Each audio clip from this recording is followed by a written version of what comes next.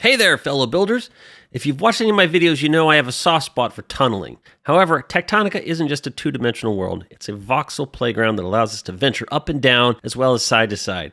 Carving out perfect ramps, though, isn't as straightforward as it seems, especially if you're planning to spruce them up later. It can turn into a thorny task, particularly for those of us with a bit of a factory game OCD who seek nothing less than perfection. So, are you dreaming of smooth, flawless ramps? Ramps that are not only functional, but aesthetically pleasing? Ramps that could serve as a pathway or even massive monorail tunnels? Well, dream no more, because today I'm going to walk you through exactly how to achieve that. Whether you're burrowing downwards or mining your way upwards, we're going to create perfectly sloped ramps together. So stick around, let's turn those dreams into reality. Stay tuned.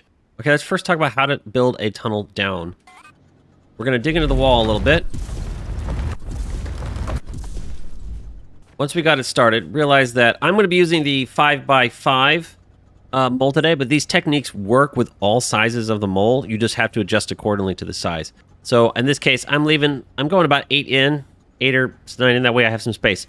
So the first thing we want to do is find the center of where we're going to start going down. In this case, it's very easy with the mold because we got this outer ring of non-translucent voxel squares that the mold is indicating is where the walls are. This obviously is not going to do anything if we engage it, but we know that is where the center of our current hallway is. So we're going to pull out the pickaxe. We're going to dig out the one voxel right in the center, and we're going to look forward and dig out one more. This is going to allow us to drop down forward. We have to have 2 voxels so that we can stand in it and be at the level to our mole. And then we're going to point the mole at the forward voxel and fire. That'll bring us down 1 level. At this point, we're pointing at the center voxel of the one we just descended down to. So we're actually going to do the same thing. We're going to bring the pickaxe to the center, go 1 forward, move forward, mole, and this process should just repeat. Never mind the side passage, but as you can see, it creates a perfect ramp for us to follow down. This works very well with stairways. They fit right on it. There is no issues there. If you're doing something larger like a 12x12, it might be easier to help track where you are. So what I would normally do is put down a power floor right before the center, and that way I can target that, jump down, use the mold just the same. Our center's here, so I can easily mark my foundation on the way down, and so I can easily see where the center is and where the one forward is. So if I do get kind of disoriented, I don't have to find it again. That process can just repeat, and it follows the same thing. So that works very well if you're dealing with larger numbers and it's hard to keep track of where the center is. 12x12 works really good if you want to create a massive monorail descending ramp. But let's change tactics and say we want to go up. And going up can be a little harder. Let me give an example here. Going up can be a little harder because we can dig into the wall and then say we want to go up. So we can point our mole up, but it's hard to get the next step up. So now we're forward. We just went up. Now we got to go up again and try to...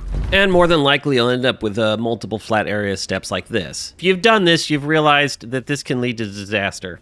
And these kind of steps can ruin your whole entire thing. So we need a better way to do this so that we can create a ramp just like we do going down pretty easily. So what we're going to do, we've just dug in. We've got our start. Let me put down some lights so we can see. So we got our starting of where our ramp is going to go. So we're going to find the center like before. You can use the mole if you wanted to. Find the center. Put down a power floor. And then on top of that, we're going to put down 2. 1 at the center and 1 forward like this. So just like before, we're aiming 1 forward from the center. We've stepped up on it. We fire the mole. And at that point, another power floor. Do 2 of them. You step up. Aim at the one ahead. Do 2 more power floors, step up, aim at the one ahead. 2 power floors, step up, and so on and so forth. And when you're done, when you've reached the level you need, you just dig out. But as you can see, once I delete all this, we have a perfect slope. Both top and bottom with no mistakes. It's very easy like that. And so with this technique, though, the one I just showed you, I'm going to show you another thing. All right, so I've cleared out a little room, and now I'm going to show you how we can use the same technique to create a bit of a vaulted ceiling. So what I'm going to do, though, is find the corner here by using the same technique for finding the center, which is right here. And that lines up with where our wall is. And we want our next step to go out by 1 and up by 1. But we want to make sure we find the multiple corners. So we're going to do the same thing over here. Find the edge. Place a foundation at each one. All right, now we found the 4 corners that sort of match up our mole's furthest distance. So we're actually going to go in by 1 corner on each one. And we're going to create this sort of inward... You could do this in one direction. You could do this in all 4 directions. All right, and now we have a step up. We're using the same thing. So now we can aim our mole at a corner, blow it up, and then we just move down the line a little bit. All the way until we get to this corner. So as long as we follow this path, you can see we have an angled wall on the outside after just doing 1 pass with our mole. So now what we want to do, again, you can do this on 1 wall or you can do like all 4 like I'm trying to do. Although obviously the size of the mole is going to affect the smallest part of the ceiling. So you might want to be, you could be using a 3x3 mole if you really wanted your ceiling to get really tight at the top. But otherwise, just realize that you're kind of limited a little bit based on your room size. But we're going to do the same thing. So you can see now I've stepped up to an inner ring, just like before, just like we're stepping up on the stairway. And I'm going to do the same process.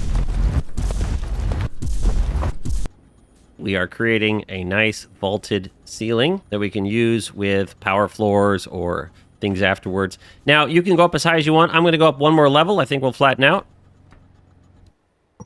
So we're just going to go up 1 more ring. Oh, we have 1 little thing. Obviously, I could mole out the top center if I wanted to, or I could probably go up another level. As long as my mole fits within the top, I could continue to extend it. And just for fun, I'm going to do 1 more. There we go. Afterwards, we can get rid of our entire little thing. And there we have it, a vaulted ceiling, which we can try to take advantage of. And with a little playing and creativity, you might turn that little empty room into something interesting. And that wraps it up, my fellow Techtonica enthusiast. Now you know the ins and outs of carving those perfect ramps, whether you're tunneling your way up or down. With these tips, you can build not just functional, but also aesthetically pleasing ramps that can serve as your pathways or even massive monorail tunnels. Remember, in a voxel world, the only limit is your imagination.